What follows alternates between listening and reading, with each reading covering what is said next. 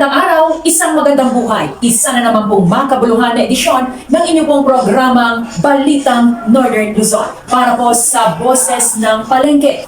Ang ating pong makakapanayam sa ngayon ay ang bagong kapitan ng Barangay Slaughter Santo Niño, Baguio City. Walang iba po kundi si Madam Kapitana Melinda Cabaña. Magandang araw po sa inyo, ma'am. Kamusta po kayo? Mayat mat ma'am, masaya at mat. Despite nga narigat na napintas si Dex everyday barangay niyo.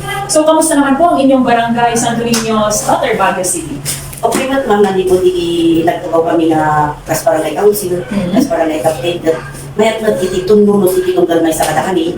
Giti-giti na tumangot na nga makihanhalubilo kada kami ini. Tatangay kat kumay damot na makihanhalubilo iti activities di barangay niyo. Oh, that's good. So, parang may unity na, no? Opo ma'am. Oo, at dahil dyan, hindi na po tayo magpapaligoy-ligoy pa. Dumako na po tayo sa ating mga katanungan sapagkat napaka-importante po na itong ating mga pag-uusapan. Maaari po ba na ipakilala po muna natin ang ating mga kasamahan dito po sa Barangay Santo Niño, Slaughter, Baguio City? Okay ma'am.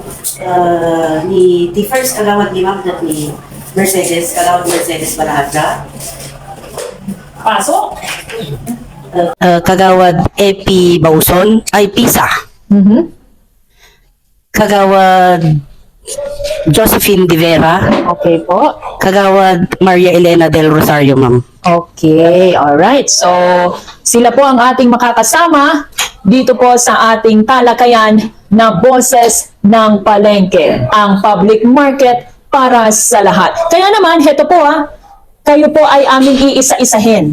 Pag-uusapan po natin, ito pong mainit-init na pinag-uusapan dito sa syudad ng Baguio sapagkat talagang hindi na ito binabalak, ito ay talagang gagawin na sapagkat nakabubuti naman ho talaga ang development. Hindi ho ba? Yes, ma'am.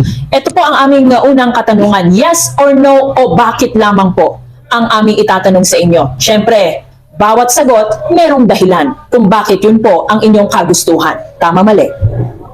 Kaya naman, ito po ang aming unang katanungan, ma'am, ha? Maaari pong sumagot lahat.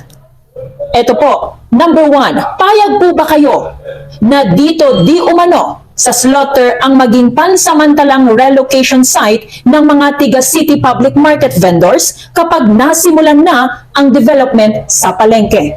Yes or no at bakit, ma'am? Ma'am, masasabi ko namin dyan, ma'am, kung halimbawa may-relocate, saan kaya ang area doon? Ang dami na pong problema dito. Nandyan na po yung mga bus, mga buses, mga van, na isang sakit na pulo po namin yan, lalo na po sa peace and order, sa traffic. Yan po. Tapos, kung i-relocate po nila dito ang palengke, saan po kaya yung area na paglalagyan nila? Okay. Oo. At saka ma'am, isa pa ma'am yan, dito sa amin, meron naman mga consequent po namin na nagtitinda na po ng mga wet, yung mga dry, nandito na rin po sila. Syempre ma'am, pag nandito sila, yung mga taga-palengke, mababawasan na po yung mga kita ng constituent po namin. Dahil nandyan na po yung palengke.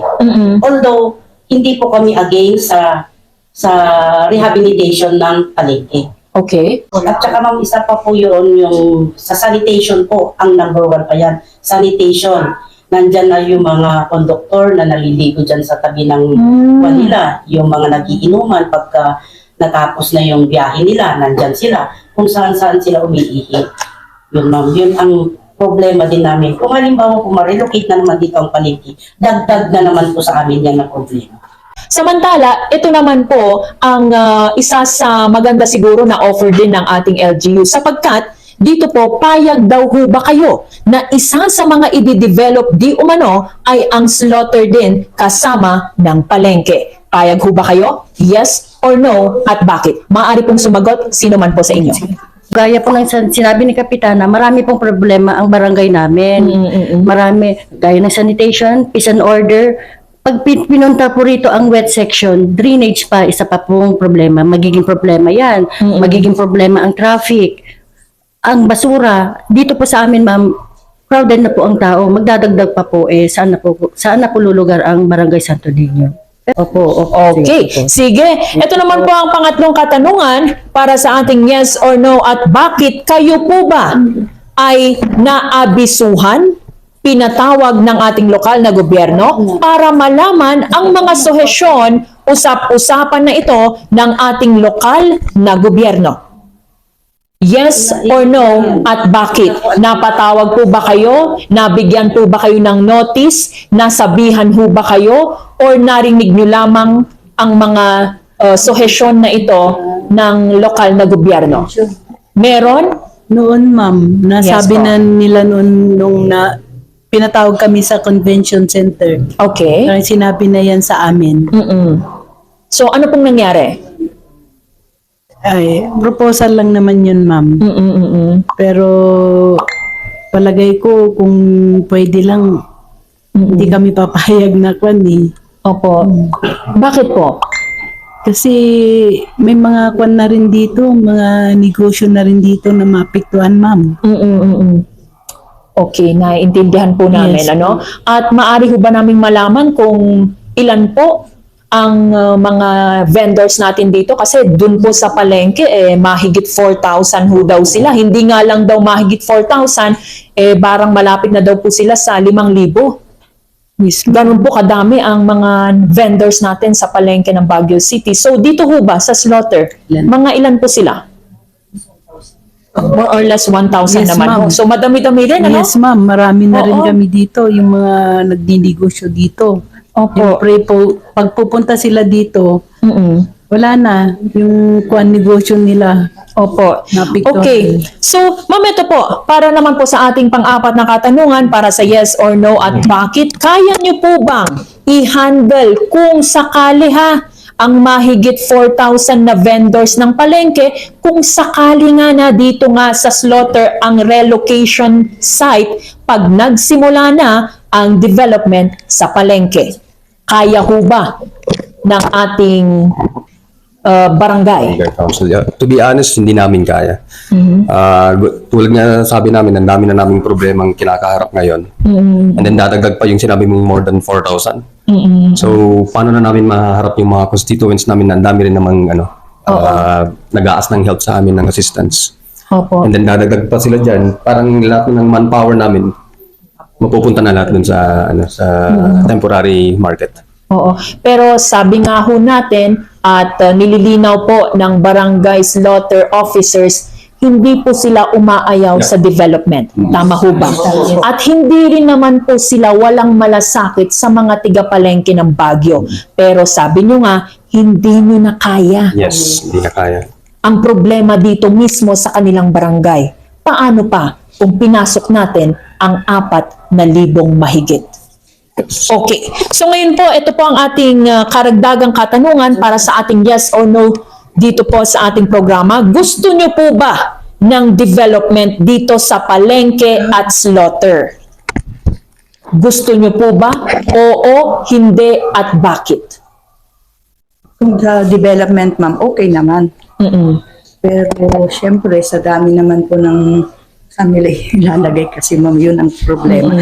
Kung saan nila ipapatayo or kasi andito na po lahat kasi So, ibig sabihin, depende pa pala dito sa slaughter kung alin dito ang i-develop. Yes, ma'am. Kasi At depende rin sa sinasabi ninyo kung saan ho ba sila i-relocate pansamantala. yes, ma'am. At gaano tayo nakakasiguro na sila ay makakabalik.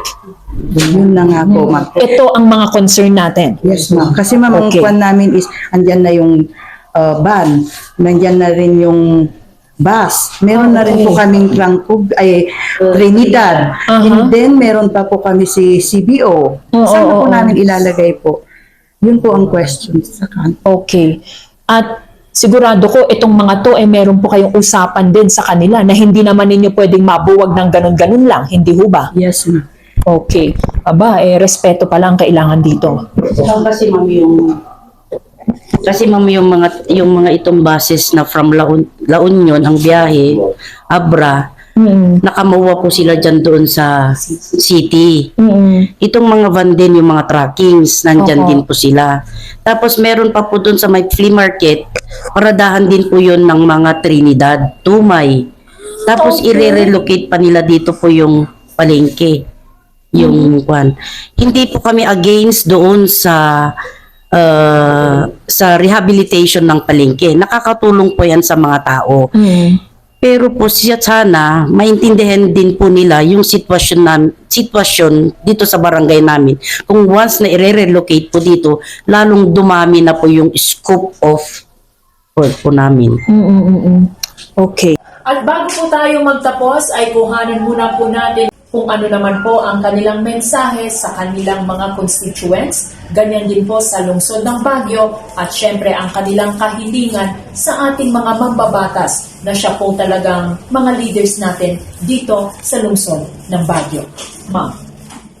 Ang di maibagami laon, di idawdawat ni ko mamam. Nung mabalbalin kumahan nga dito yung barangay may di pa karulogpitan na nagigay adapto'y palingki. Kasi di may isang pantunay sa mam, di may bagat nga rin tatayan nga di problema to, peace and order, sanitation, basura, kan lalo dagiti constituent ni isudan ton iti maapektaran dagito hindi babasit nga negosyo da. Aglalalo to siguro dahil tamam no nalaklakan itilako da dagiti tagapalingki ta direct data. Syempre dagiti constituent ni dito ma'am ang katta tilako da iti palengke. Ket dagiti tagapalingki mismo nga di biyahero ti paggatangan da tilaklako da. Ket no umay da dito lalon ang matay mo iti babasit nga negosyo dito'y barangay mi. Kat dagita nga iti negosyo, dagiti constituent mi, isolaan, iti kasla nga pag-alaan da mo, iti inaldaw-aldaw da. Iso nga no, da kumahapo iti fan nakabalinda, agbirok dalaan kuman iti maymayat, iti pintas na lawlawa, nga pangirolokitan da, dagito'y palingki. Awan sakit ulo Nga na. awan ti sakit yung ulo nga. Awan lumaban tiwada. Well, ma'am. Although, suportado kami dahil ta rehabilitation iti palingki. Okay. Diyan lang kuman, idawat mi, iti buong nga council mi. Kanta kami aminan ma'am dito. Nga no adda kuman, iti napimpintas na pag-relocatean da, ije lang kuman, tahan kuman nga dito barangay mi. Ta, naindutan amin dito yan. Tapos di ko nakarudan, adda ditan iti Trinidad, parking ang ti Trinidad, Tumay, dagito'y bases nga mapan iti probinsya, dagito'y trackings, dagito'y vans, at dadaamin nandito. So nga no, umay da kayo dito'y relocate daktakunan apo iti problema ti barangay ni. Dila ang mga timako. Maraming salamat po sa inyong lahat. At hari nawa meron po kayong natutunan na maaari niyo pong ibahagi sa inyong kapwa at ganyan din na i-apply sa inyong sarili. Ako po ang inyong lingkod, nag-iisa walang iba, Tita Ara Cutter, the one and only ikit ng bayan. At lagi niyo ho sanang tatandaan, di pa nagkaykaysa, magiwanwan, itinaranyag nga pagsayaatan. This is yours truly, ikit ng bayan. Magandang araw po sa ating lahat. Thank you so much.